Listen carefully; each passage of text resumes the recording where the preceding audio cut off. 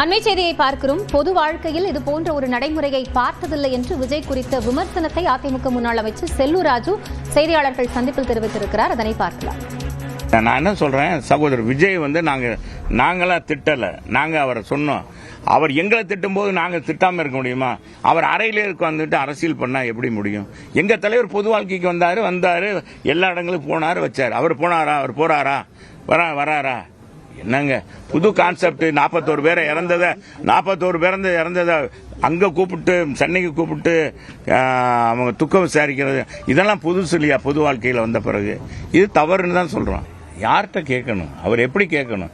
ஊடகம் மூலமா கேட்பாங்க, இன்னொருத்தர் மூலமா கேட்பாங்க, ஒரு கட்சியில சேர்த்துக்கிற இவர் கட்சியில இவரெல்லாம் ஒருங்கிணைப்பாளர் இருந்திருக்காரு, முதலமைச்சரா இருந்தது. இவர் கட்சியுடைய நிலைப்பாடு தெரியும். இன்னைக்கு இந்த மாதிரி ஊடகத்தில் பேசி தான் அவர் இப்படி ஆயிட்டார். இவர் மட்டும் இல்ல, இவர் கூட பின்னால இருக்காங்க பாருங்க, அவங்களையும் பாதிக்க விடுறாரு.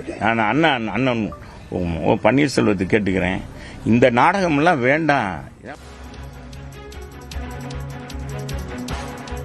அதிமுக முன்னாள் அமைச்சர் செல்லூர் ராஜு விஜய் குறித்தும் தன்னுடைய விமர்சனத்தை வெளிப்படுத்தி இருக்கிறார். அதேபோன்று பன்னீர்செல்வம் குறித்த கருத்துக்களையும் பதிவிட்டிருக்கிறார். விவரங்களை பின்னர் விரிவாக பார்க்கலாம்.